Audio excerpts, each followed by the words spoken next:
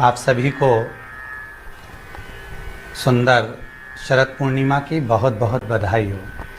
बाबा विश्वनाथ की कृपा आप पर सदा बनी रहे। आ गया शरद पूर्णिमा की रात्रि।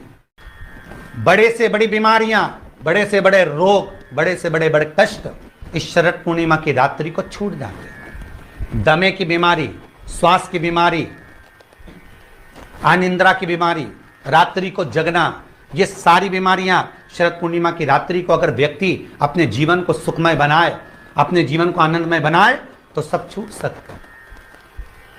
शरद पूर्णिमा की रात्रि को पीपल के पत्ते 5 लेकर उसके ऊपर खीर डालकर रात्रि को खा लेने से महाराज दमे की बीमारी, श्वास की बीमारी रुक जाती है।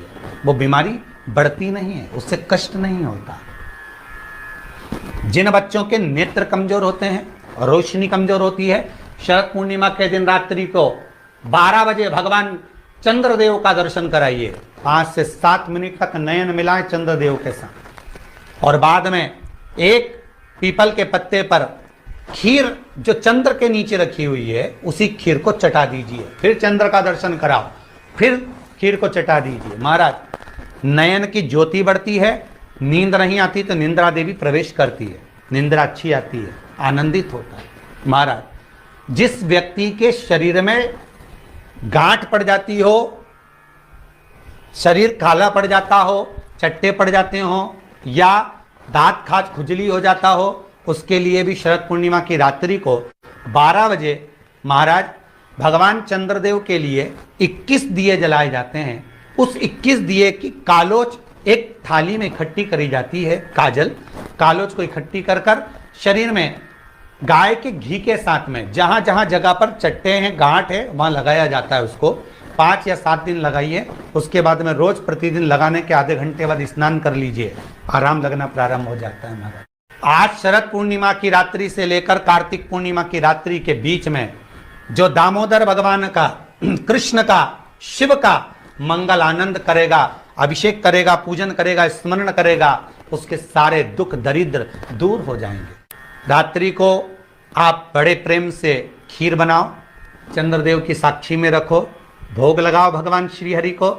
बन सके अगर लक्ष्मी की कमी है, लक्ष्मी नहीं आ रही है, व्यापार नहीं चल रहा है, तकलीफ बहुत ज्यादा है, घर में कष्ट है, कर्जा ज्यादा है, तो एक तांबे के कलश के ऊपर, तांबे के कलश में पानी भरना, कटोरी रखना, उस पर लक्ष्मी जी की मूर्ति रखना।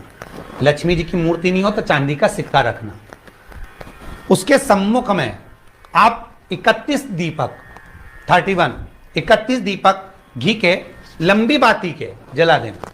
महाराज एक एक कमल गट्टा उस 31 दिए के अंदर डाल देना और लक्ष्मी जी का पूजन करना, लक्ष्मी जी का स्मरण करना, खीर का भोग लगाना, पान के पत्ते पर खीर रखना, 5 पत्ते पर खीर का भोग लगाना और माता लक्ष्मी से विनती करना।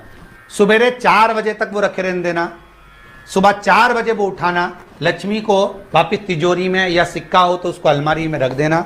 जो खीर बनी है वो प्रसाद के रूप में सुबह 8 बजे, 10 बजे, 9 बजे जब खाना हो प्रेम से खाना। माता जो दिए लगाए हैं वो ठंडे हो गए होंगे, उनको रखे रहने देना, बाद में काम आते रहेंगे, या दिए विसर्जन करना हो तो आपकी मर्जी है। पर वो मिट्टी के दिए लगेंगे, आटे के दिए नहीं लगेंगे, मिट्टी के दीप लगाना है आपको। 31 घी के दिए लगाना है। लक्ष्मी जी का पूजन करो, कंकु, चावल, हल्दी, मोली से, सब तरह से। शरद पूर्णिमा की रात्रि को सुख मिलेगा, आनंद मिलेगा, लक्ष्मी की वृद्धि होगी, कार्य सिद्धि होगी। दूसरा क्रम, अगर कार्तिक पूर्णिमा हो, शरद पूर्णिमा हो, ये दोनों पूर्णिमा पर शरद पूर्णिमा के दिन आप शाम को प्रदोष काल के समय 4:30 बजे से 6 बजे के बीच में 1 लोटा पानी, उसमें 5 बेलपत्र रखकर, एक कमलगट्टा डालकर भगवान चंद्रेश्वर महादेव के नाम से भगवान शंकर को चढ़ा दीजिए। आपकी जो कामना हो वो कामना कर कर चढ़ाएं, विनती करें चंद्रेश्वर महादेव को और निवेदन करें कि हमारा ये कार्य सफल हो। केवल शरद पूर्णिमा के दिन चढ़ाइए, कार्तिक पूर्णिमा तक क्या फल मिलता है हमको जरूर बताइए। भी शरद पूर्णिमा की रात्रि को और कार्तिक पूर्णिमा की रात्रि को गर्भवती नारी अपनी नाभि पर यदि चंद्र की दृष्टि पड़वा लेती है तो बच्चा विकलांग पैदा नहीं होता है। गर्भ से जो बालक होगा श्रेष्ठ होगा, विद्वान होगा, चतुर होगा, पढ़ने में होशियार होगा, क्योंकि ये चंद्र की किरणें जब समुद्र में उछाल ला सकती हैं तो आपके जीवन में भी तरक्की ला सकती है, उछाल ला सकती है। शरद पूर्णिमा से कार्तिक पूर्णिमा के बीच में प्रयास करना। दुकान नहीं चल रही हो, व्यापार नहीं हो रहा हो, तकलीफें बहुत ज्यादा हो, घर में क्लेश जाता हो, अशांति ज्यादा हो, पैसे नहीं आ रहे हो, 1 रुपया कमा रहे 100 रुपये खर्च हो रहा, बहुत टेंशन है, तो शरद पूर्णिमा से कार्तिक पूर्णिमा तक एक हल्दी और कुंकू ये थोड़ा सा मंदिर में लेकर जाइए। हल्दी और कुंकू जरा जरा सा ले जाओ। अशोक सुंदरी वाली जगह पर पहले शंकर जी पे जल चढ़ा दो, अशोक सुंदरी वाली जगह पे जल चढ़ा दो, और वह हल्दी और कुंकू की एक एक बिंदी अशोक सुंदरी वाली जगह पर अपनी कामना कर कर लगा कर आओ।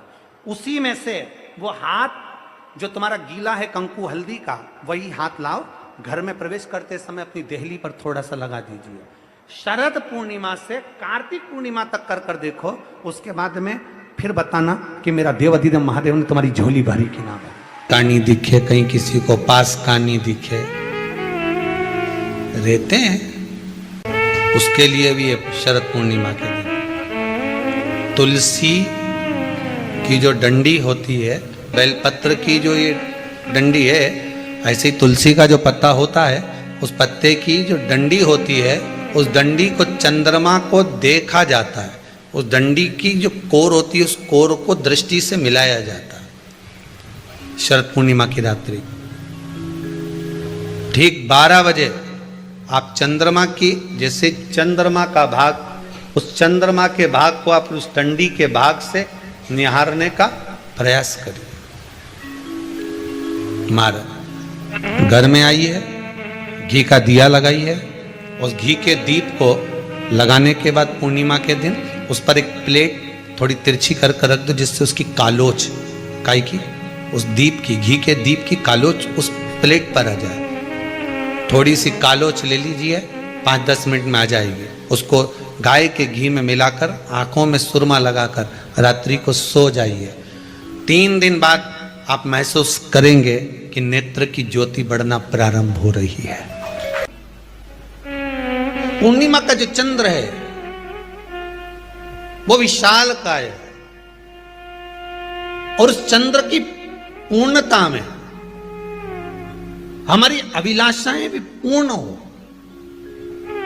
अब पूर्णिमा के व्रत में आपने कई बार किताब पढ़ी होगी पूर्णिमा की, या आपने व्रत किया होगा, या पूर्णिमा का व्रत आप धारण करे होगे, तो उसमें पूजन कौन से भगवान की होती? पूर्णिमा के व्रत में केले के खंभ लगाकर पूर्णिमा का जो उद्यापन होता है, पूर्णिमा की जो पूजन होती है, उस पूजन में शंकर और पार्वती की पूजन की जाती है। शंकर और पार्वती का पूजन क्यों करा जाता है पूर्णिमा के व्रत में? क्योंकि शिव और माता पार्वती ही केवल एक ऐसे हैं जिन्होंने अपूर्ण लक्ष्मी को भी पूर्ण बना दिया था। किसको पूर्ण बनाया है? लक्ष्मी। शरद पूर्णिमा के दिन अगर आप शंकर भगवान को 1 लोटा पानी अगर शिव को समर्पित कर रहे हो, श्वेत पुष्प को रख कर शंकर जी के ऊपर सफेद फूल को चढ़ाकर अगर 1 लोटा जल भी, एक पात्र जल भी शंकर को समर्पित कर रहे हो, तो ये लक्ष्मी के लिए ही तो कर रहे हो। और कौन सी लक्ष्मी? पूर्ण लक्ष्मी। पूर्ण लक्ष्मी। आपको पहले भी कथा में कहा, एक बार भगवान विष्णु के सामने लक्ष्मी मैया ने बहुत तेज स्वर में कह दिया था, नारायण, दुनिया के लोग आपका नाम जपते हैं, दुनिया के लोग नारायण नारायण कहते हैं, दुनिया के लोग आपका भजन करते हैं, पर सत्य मायने में कहूं ना तो मेरे बिना दुनिया के लोगों की नहीं चल सकती। शरीर में रोग है, बीमारी है, काया बेकार हो रही है, तो सीधी सीधी बात शिव महापुराण की कथा कहती है, सुंदर आनंद में श्रवण कर कर आप अपने जीवन को, ये पूर्णिमा शिव महापुराण की कथा कहती है, शरद पूर्णिमा आ रही है, कुछ नहीं करना, पीपल का एक पत्ता, उस पत्ते पर थोड़ा सा चावल, थोड़ा सा चावल, पूर्णिमा की रात्रि को अपने हाथ में लेकर अपने नयनों से लगाकर शरीर पर से स्वयं उतार कर उसको दरवाजे के पास रख दीजिए पूर्णिमा की रात्रि को पूर्ण होने पर उस चावल को दूसरे दिन सूंघ कर बहते हुए पानी में डाल दीजिए। महाराज कितने भी रोग से ग्रसित हो गए, पीपल का एक पत्ता 52,000 ब्राह्मण की साक्षी कराता है। महाराज बहुत ध्यान देना, पीपल के वृक्ष में स्वयं नारायण का, मेरे कृष्ण का वास है। स्वयं भगवान गीता के अंतर्गत कहते हैं कि मैं पीपल का वृक्ष हूं। 6 पत्ती का बेलपत्र मिलता है तो उसको नंदी पर पहले समर्पित कर फिर शिव के द्वार पर शंकर भगवान पर समर्पित किया जाता है। सत्यम शिवम सुंदरम चैनल के सब्सक्राइब करें। एक चावल का दाना चढ़ाकर उस बेलपत्री को लाया जाता है, बरकत स्थान पर रखा जाता है। 3 पत्ती का जो बेलपत्र का वृक्ष है उसमें 4 पत्ती मिलना चाहिए। 3 पत्ती के बेलपत्र के वृक्ष में 6 पत्ती मिलना चाहिए। 3 पत्ती के बेलपत्र के वृक्ष